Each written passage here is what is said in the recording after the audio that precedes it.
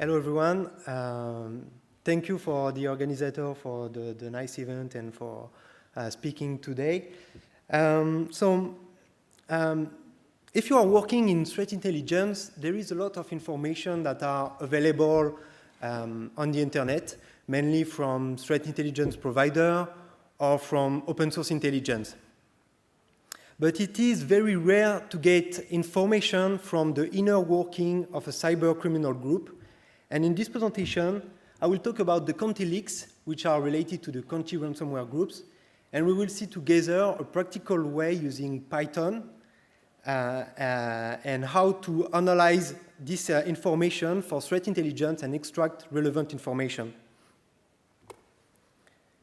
My name is Thomas Roccia. I'm a senior security researcher working at Microsoft, mainly in the Defender team, but I mainly work on threat intelligence, malware analysis, and detection.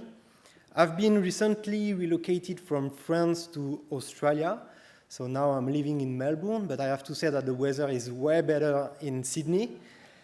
If you want to learn more about my work, you can visit my website on securitybreak.io, and if you want to follow me on Twitter, on Mastodon, this is my handle. All right, so what will be covered in this presentation?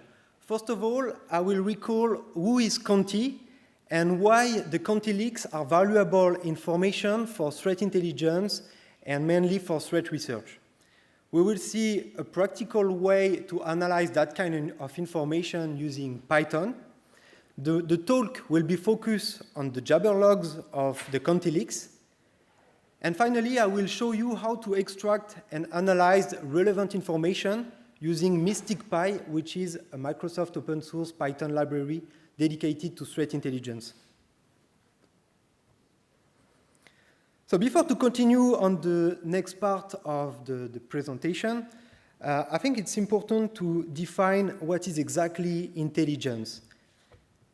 This specific definition has been written by Edward Waltz in 1999, in the book Information Warfare, which was at the time of the publication probably one of the first books about cyber attack and mainly about information warfare. So Edward Waltz defined intelligence like that. The information and knowledge about an adversary obtained through observation, investigation, analysis, or understanding is the product that provides battlefield awareness.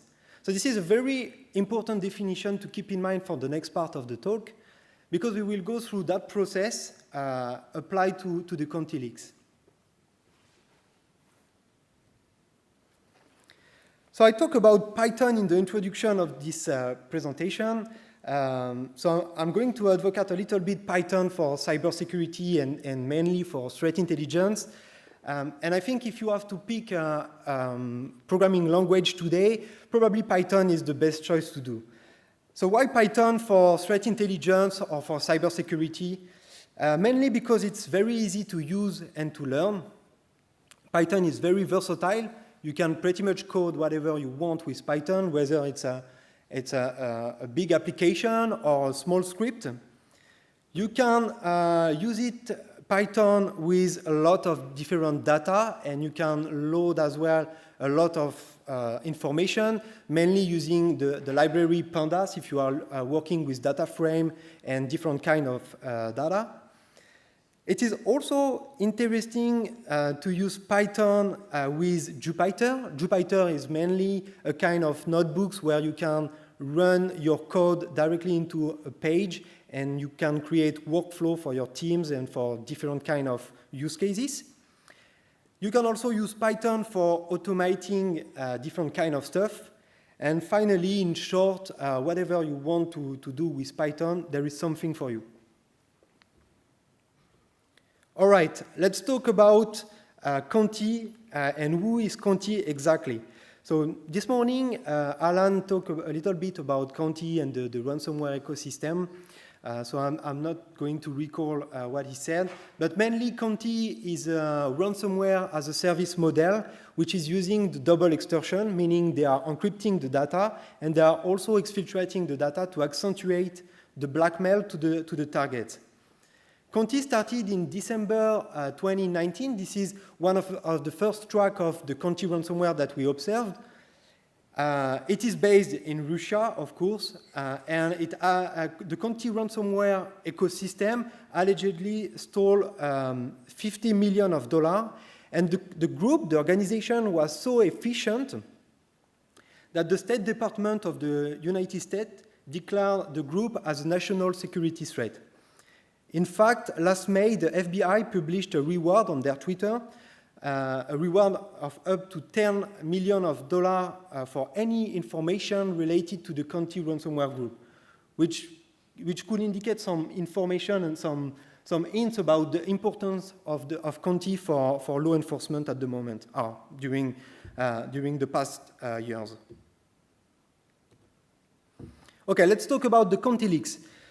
So the Conti Leaks, shortly after the invasion of Russia in Ukraine last February, the Conti Leaks team, the Conti team, officially announced on their website that they will fully support the Russian government by striking back to any organization or any government that will try to, disturb the Russia operation. Shortly after the announcement of the Conti team, a Twitter account with the name Conti Leaks started to publish some interesting information about the Conti group. And on your right, on the screen, you can see some of the information that was available. The Conti Leaks was about code source, screenshot, manual as well, and also some chat logs. And this is the focus on this presentation. So to communicate, the Conti team, the Conti organization, was using the Jabber chat logs, which is an internal chat tool used by the Conti organization and all the affiliates. The Jabber logs are dated from 2020 to 2022, and they are written mainly in Russian.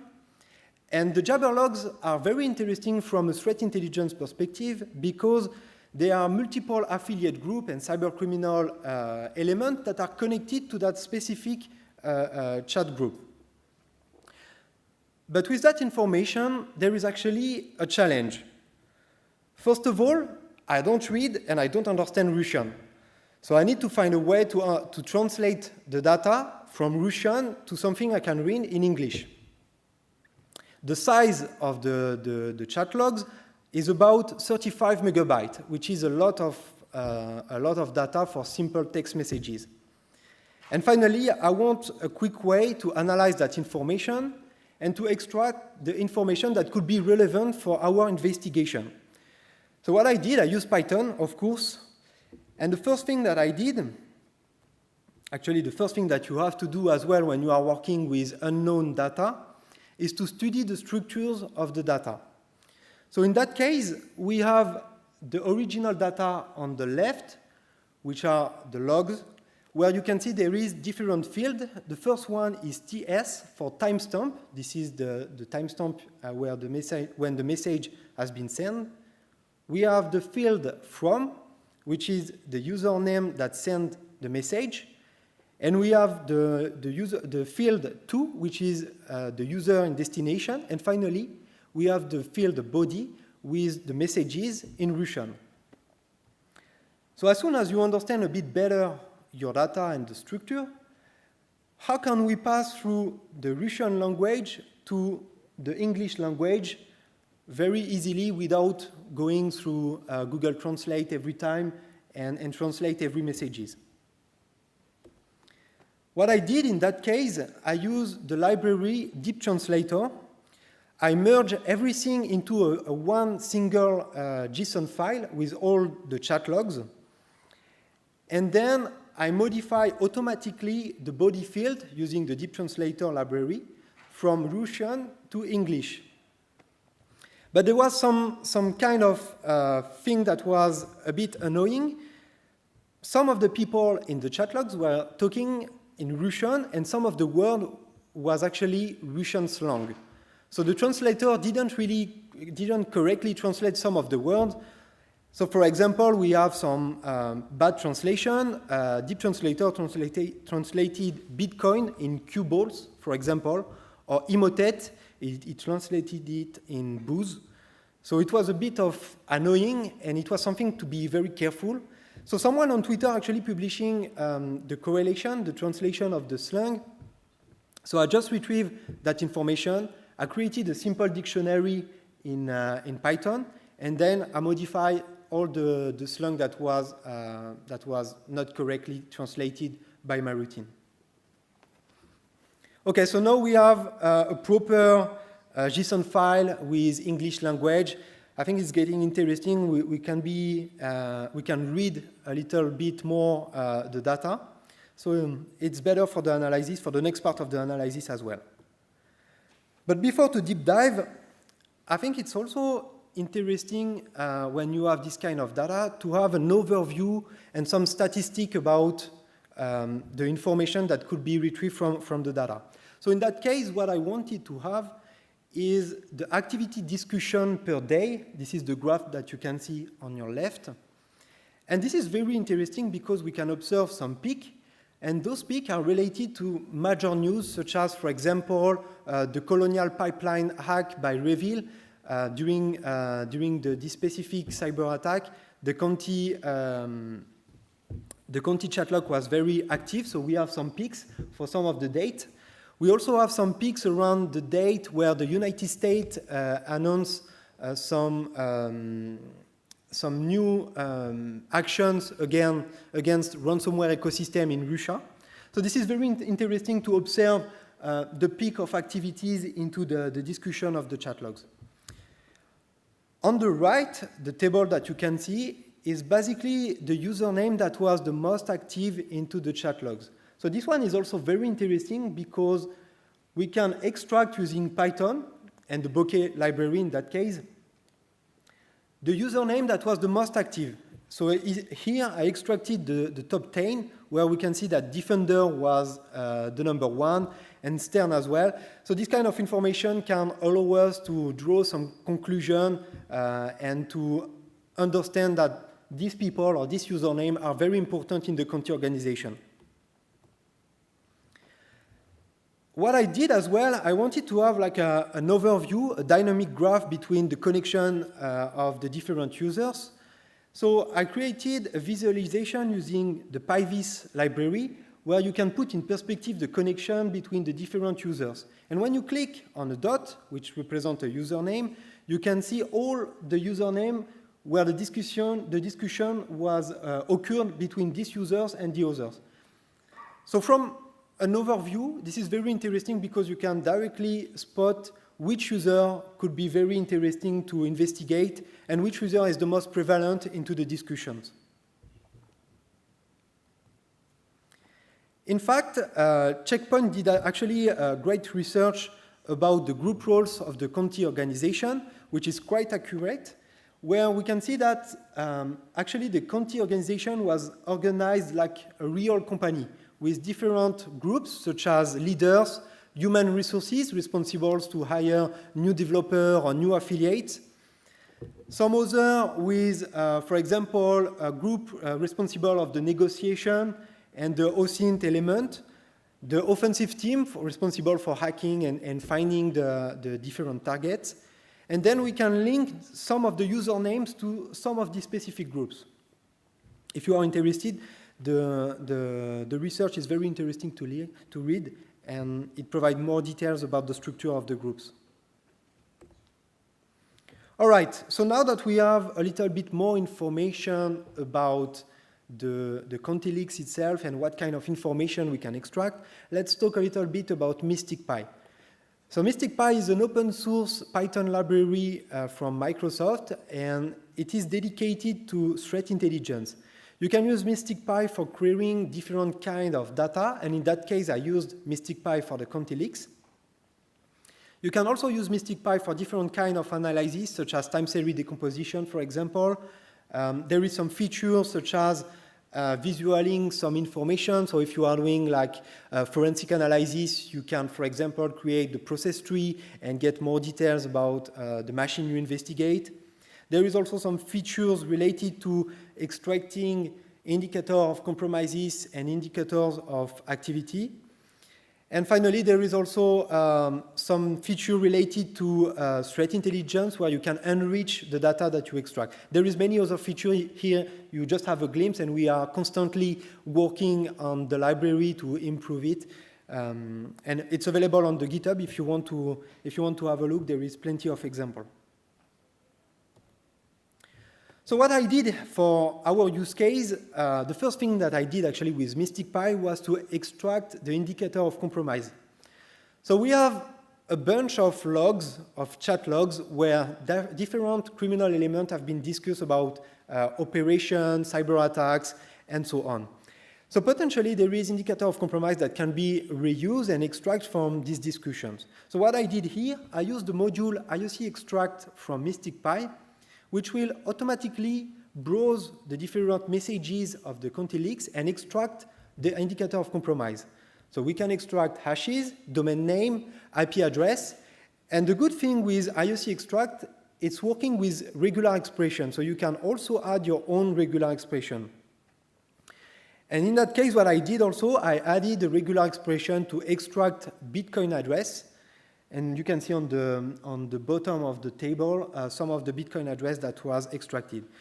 So for this use case, I was able to extract 1,760 unique indicator of compromise, including the Bitcoin address, from the Conti Leaks, which is a lot. Some of them were false positive and so on. So I need to filter a little bit and to sort a little bit the information. But it's quite interesting to be able to automatically extract in a simple way indicator of compromise that you can directly reuse for protecting your organization. What we can do with that kind of information is actually enriching some of the indicator of compromise that we have. And you can also do that with Mystic Pi. In that case, I used the threat intelligence lookup module with various total, green noise, and OTX. It's working with the different API, and you just need to enter your API for Mystic Pi, and then you can request the data.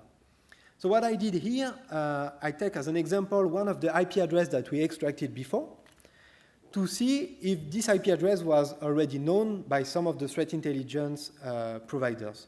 And in that case, this specific IP address was actually related to Conti, and it was published in a report from the CISA, where we can see in the OTX column, where we can see that it's matching with the Conti organization. What we can do as well with a single domain or single IP or single IOC is pivoting using various total in that case. So what I did, I take one of the IP address that I extracted from the Conti Leaks, and what I wanted to have is understand if there is some downloaded file from this specific IP address, and I run the VT lookup module from Mystic Pi to request various total and get more information. So in that case, I retrieve 10 unique samples that was related to my IP address, which is quite interesting because we have that IP address and we can see that that specific IP address is related to different samples. So what we can do with that samples, of course, is getting more information about them. So I take the first sample from the previous table, and I continue to use Mystic Pi and the VT lookup, except in that case, I wanted to have the contacted domain from this specific sample. And here we have the information related to the contacted domain of this specific samples, where we can see that we have a new domain at the bottom, which is zizodream.com. So spoiler alert, the hashes that we just requested was actually a Cobalt Strike beacon, and the zizodream.com was actually the command and control server. So this is quite interesting because we started with a bunch of log files from a chat group. We're extracting some information. We extracted also indicator of compromises. And then we have some of the data that we can enrich. So we take an example, an IP address. Then we checked if that specific IP address was related to different samples. In that case, it was. And then some of the samples, we requested some of the samples to know if the samples was related to additional stuff. And then we uncover a new domain name that was not previously discussed in the Conti Leaks. So the whole process is very interesting because we started with a bunch of information to finally getting really real intelligence that can be reused for your own protection of your organizations. All right, so it's a bit difficult to explain all the information that was available in the Conti Leaks in such a short time, but basically here is a small overview of what we learned so far. Basically, the Conti organization, as we saw, was well organized, similarly like a real company with different group roles, different services, such as human resources and different leaders and so on. We've also been able to extract the main accounts of the leaks, such as defenders, stands, which are supposedly to be the kind of the leaders of the Conti organization.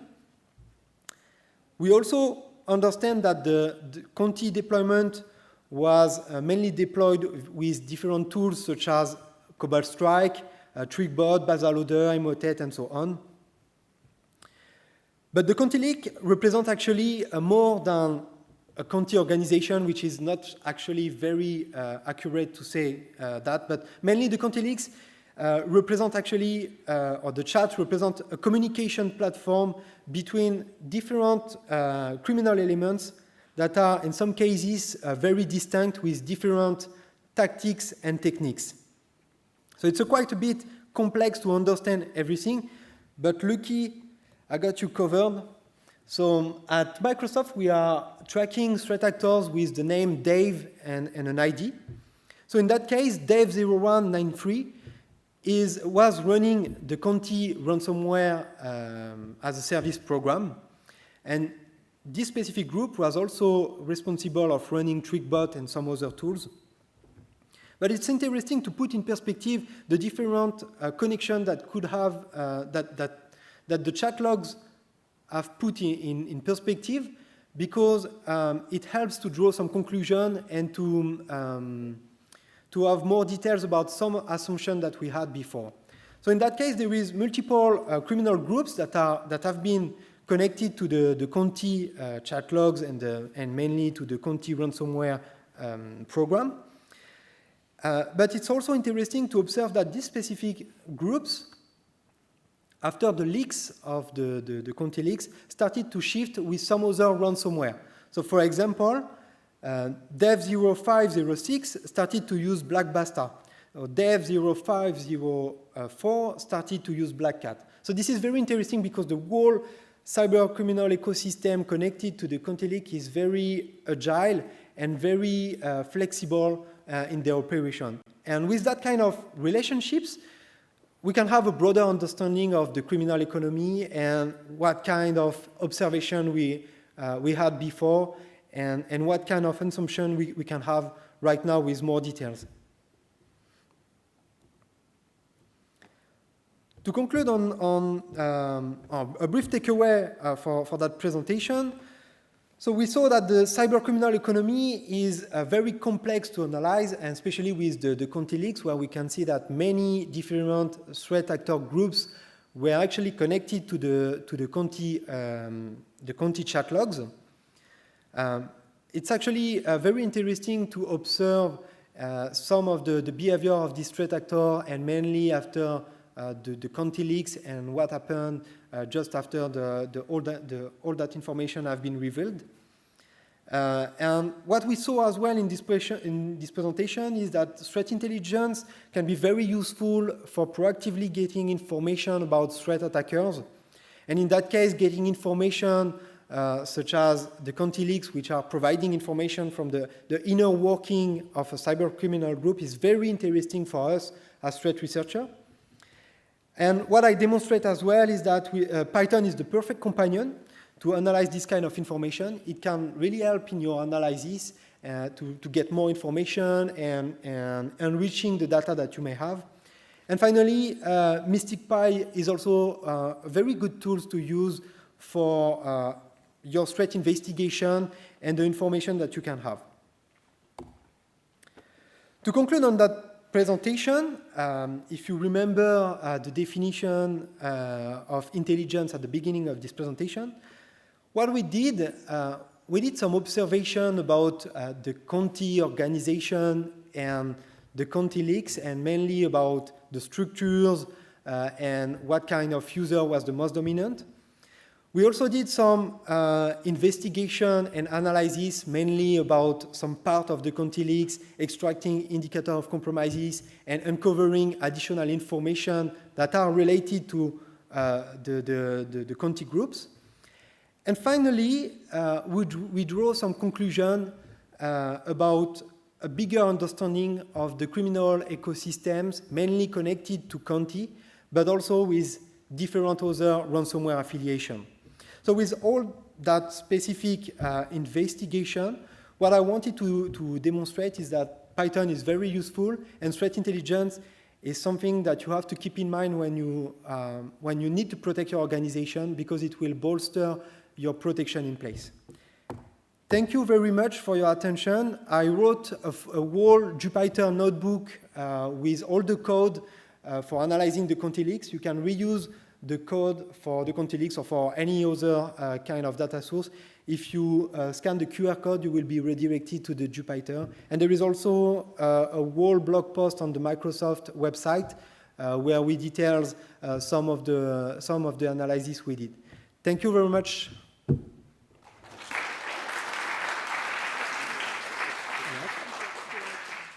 Yeah, sure. Sure, if you have any question, let me know. So if you have any questions for Thomas while he's here, it would be a great opportunity to ask him. Pretty incredible opportunity to hear from Thomas today. So don't be shy if you've got a question. Okay.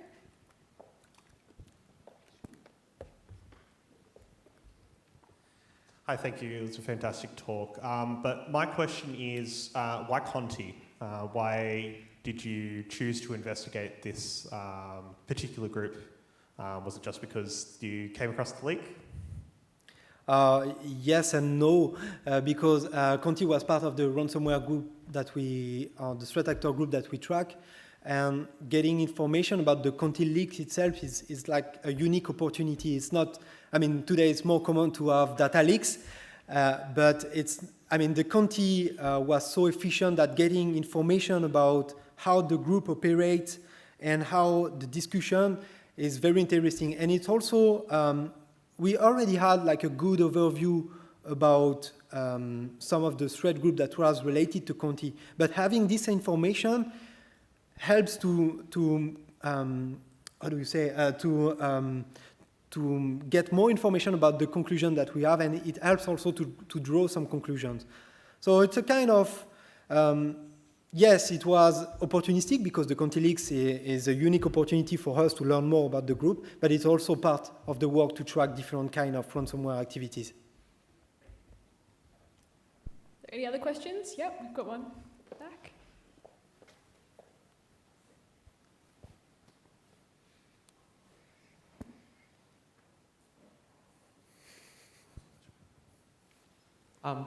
Thank you so much, Thomas, for the talk. That was really insightful.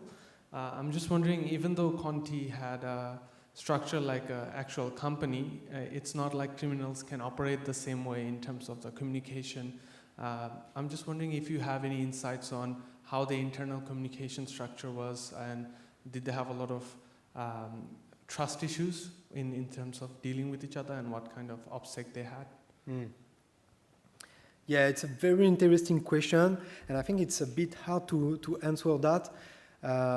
But basically, to answer that question, in a criminal ecosystem such as the Conti operations, criminals have to, at some point, having like a trust, a model of trust, to be able to work with different parts and different people. It's quite complex to answer that because sometimes it's just referral. Like if you want, I mean, it's a bit quite complex. Maybe we can discuss that after.